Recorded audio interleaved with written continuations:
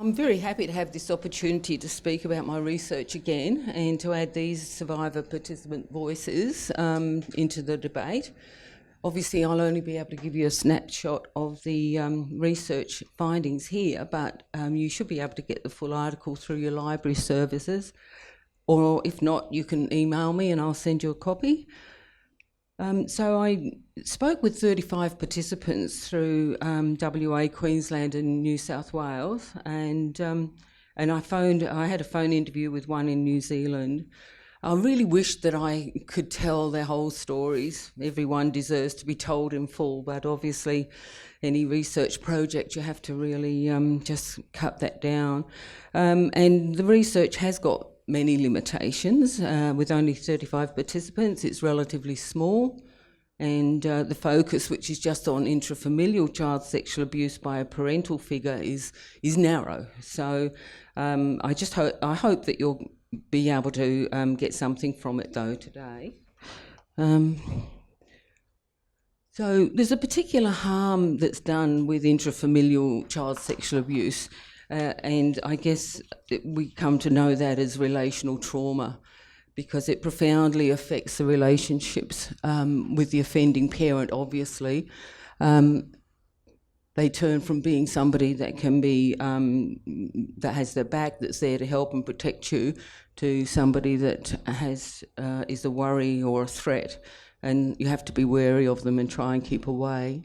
But even without disclosing, child sexual abuse in the family does affect the relationships for the children with their other parents and siblings, because having those concerns that feel they can't speak about just creates a barrier in the emotional connection, so you no longer feel like you're just completely felt and understood.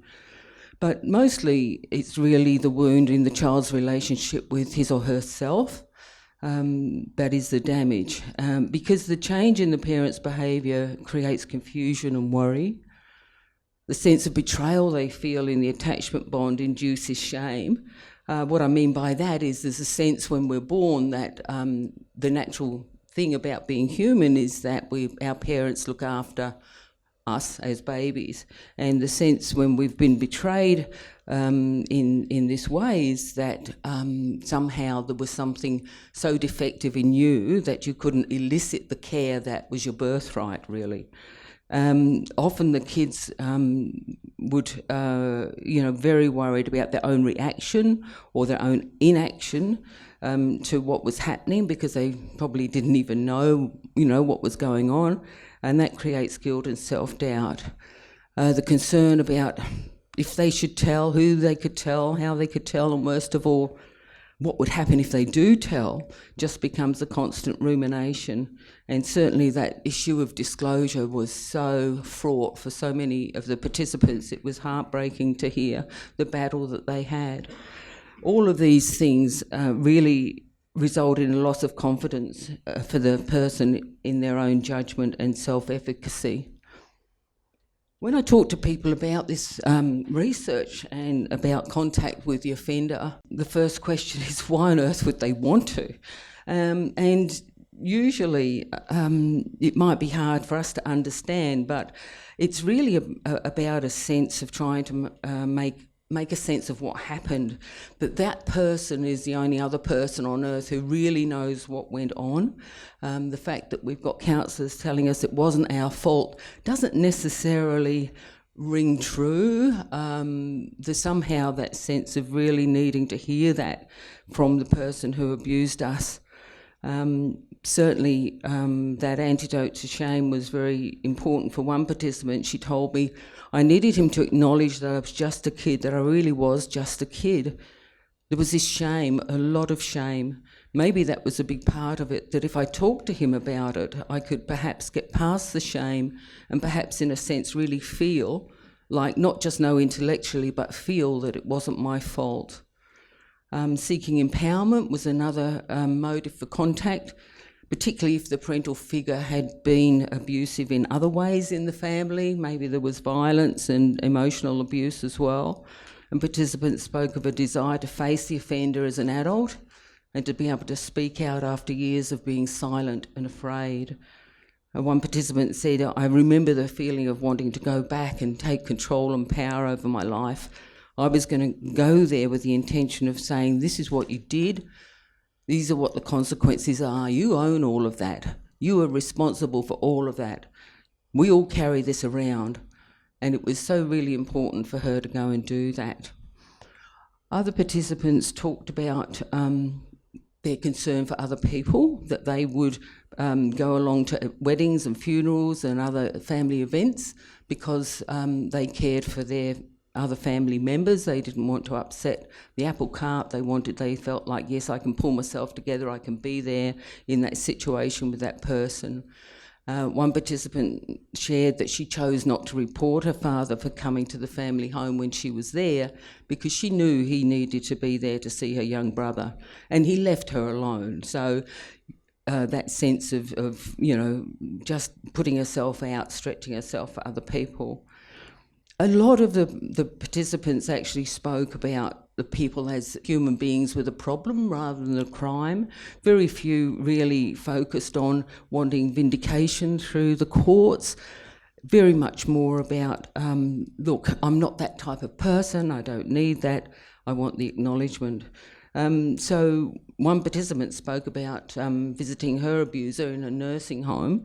Initially she did this for her mother's sake, but now she continues to visit for his sake. She says, because after everything that he's done, I just couldn't let him suffer. I can't let him be lonely and die. He doesn't deserve that regardless.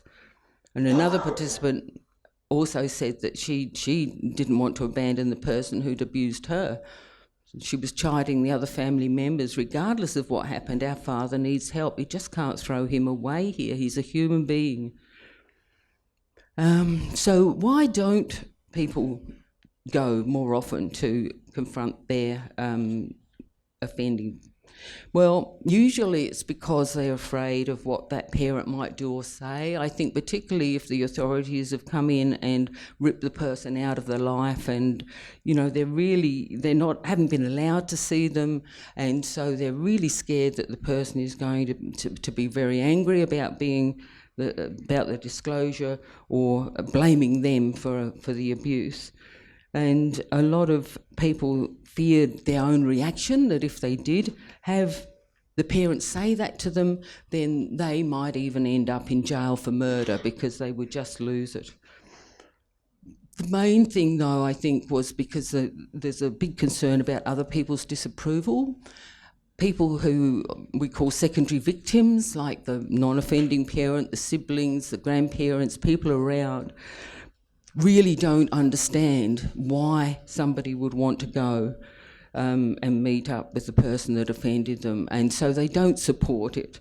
And the person who may have for years been carrying around this phone number that they can contact their parent on won't do that for fear of upsetting the parent that they're with. And so a lot of them really don't do that until a lot later in life. So we're talking about contact now and the themes that come up. So the first thing that was noticeable when people talked about the contact was that emotional impact of it when they saw the person. If the contact was unexpected, if it just happened accidentally, or if the offender had come without the victim actually expecting it, then the reaction was pretty much fear, panic and anger. Like one lass was telling me that she'd had a puncture in a car. She called her mum to come and help, and mum turned up with dad in the car, and she said, I saw them sitting in the car, and mum's sitting in the car with dad, and I'm like, oh fuck, why did she bring him? Why did she bring him? She said it was like panic. Why did she bring him here? On the other hand, if the person themselves had planned or expected the contact, then the reaction seemed to be relief. It was very profound how many people sort of said the first vision of the person they saw that they hadn't seen for years was, oh my God, how pathetic. They realised that they'd been scared of this person in their head and actually didn't have to be, because it looked so much less threatening. Somebody said, I had a child in my head for 16 years feeling the same fears and feelings, but then suddenly I wasn't. And somebody else said it was good for me to see him like me being an adult and seeing him reality without those distortions of childhood that I grew up with. I think as soon as I saw him, I felt stronger and better. So there's no doubt that receiving an acknowledgement was uppermost on the list for the victim survivors in this project. It's generally more important than getting an apology. The desire really was at the minimum to get an admission that the abuse happened, but ideally it would reflect a much more comprehensive understanding of the nature of the wound that had been inflicted, the losses and the hardships that the child has suffered of this. But, well, let me read what one participant said. I'd like him to acknowledge it and own up to it and hear the impact that this has had on me, and for him to understand what he was doing, to take responsibility for his actions. The main thing is that he would understand the impact and how much I've struggled in my life because of that. The trouble is, I think, that a lot of people who offend sexually against children don't understand that it's, particularly in the family, they don't understand that it's the relational trauma, the thing that it does to that person's sense of self and relationships with other people that is the problem, that changing from the role of being trusted parent to being somebody to be scared of. And so people need to hear that. Well, people who come into our therapy group certainly hear it, the men certainly hear more about how the abuse would have affected their survivors. But this idea about having to tell about how they've been affected was a dilemma for some survivors, because it clashed with their need to protect themselves psychologically. So one said, I hope he understands, even though I doubt he does, but I would like for him to understand the impact that his behaviour has had on me. At the same time, I don't want him to know, because I don't want him to have any sense of satisfaction that he's fucked up my life. So there was a sense that some people really felt like the offender had been quite vindictive toward them and was really just trying to be nasty. The issue of apology, it was a bit more complex than I imagined it would be. Some thought that an apology wasn't needed because it couldn't fix anything, and others believed that receiving an apology was insufficient but essential. At least one participant said it made no difference, said he was sorry, and I believe he meant it, but it didn't change anything. Several participants who no longer had the opportunity to receive an apology or an acknowledgement often express their anger and sadness about this. For example, one lady said at the time when he was dying, I wanted him to apologise. I wanted to hear things. I really wanted him to apologise without forcing him to, without confronting him. And I was angry that this didn't happen. I certainly tell the men I work with to make sure that they do that. At least apologise on your deathbed if you don't have a chance before. One participant who received a helpful apology, it was the first time, she went to visit her father in prison after he'd been there a number of years and had a treatment program. And she went to see him for the first time, and he said, I want to say something. I'm genuinely appalled at what I've done, and I'm so sorry for how it's impacted on your life. In fact, he said how it's messed up your life. He goes, I don't have any expectations you'll believe me or that you'll do anything because of me saying this, but I need to say this to you, that I'm really, really sorry. And he was crying, and she said she'd never seen her dad cry before, and it was a really big moment. Asking why is something that people, that's why they go there, this sense of why. Of course, it's really why me. And if a participant did ask directly why, the answer they got quite often was about, why did I do it? And so it might have focused on the difficulties of the parent had experienced as a child, or even with them as a parent. And I can remember one lass telling me about how enraged she became when that happened. She was doing a talk chat thing with her offended dad after a long time, and she was so outraged, and it ended up with him, saying, "Oh, look, this is, ridiculous. I don't want to know anything about you anymore." And she deleted the contact. And she said that, it just felt so disastrous that this man she'd been hanging on to, wanting the contact with, not doing because of mum and all the rest of it, when she eventually did do it, that this thing happened. And she just said that she cried and cried and cried. But as soon as after, she said, as soon as after I had that cry, I felt fine. I felt relieved. I felt like I'd moved on. I just felt like a total weight lifted off my shoulders, and there was a lot of stuff. So it was a positive thing. It was such a relief to be able to find out where I stand with him. And so even though it was traumatic, there was a distinct benefit of actually having that contact. How contact helped, reality check, we talked about that. Another participant said, I think the visit was really huge because I didn't feel afraid of him. He'd lost a lot of power in my mind. I used to dream about him coming, getting my kids and doing those things to them, and I don't have those dreams anymore. Other ones were saying, being in control of the situation, having the avenue to leave, made it positive, helpful. There were outcomes, went in with specific objectives and was able to have outcomes. And the retention of the family network. Somebody said it helped a lot, me hearing him say sorry and being able to put some kind of context to it. Others say, I think it's important if I never saw my father again, I think that would have been more devastating. But then another one said, really, I did miss him when he was gone. When he came back, he didn't sexually abuse again, but he was pretty awful. And I just wondered whether I would have gone on missing him. It's almost like saying you need to go through all those years of bullshit to realise you're better off without him.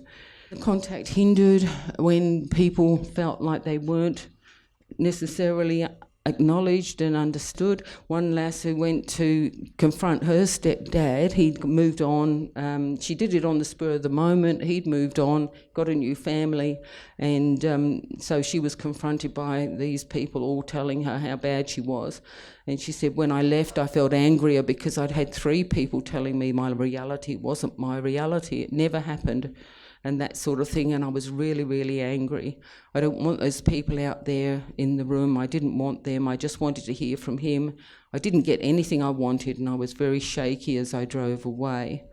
So another one she'd spoken on the phone at length with her dad back in England, and when she went back there, she wanted to talk more about it, and she found that she just couldn't raise the subject. She was paralysed, and that made her very sad.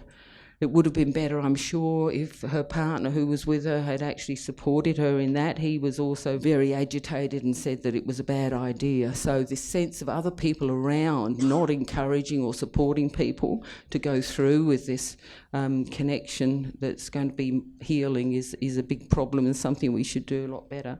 I've got a whole lot now really on what would have helped. They had a lot of suggestions. I asked what else could have happened that would have been easier for you. But I think that's going to be probably something that might come up in the afternoon session we can talk about there. So I'll leave it there. Thank you.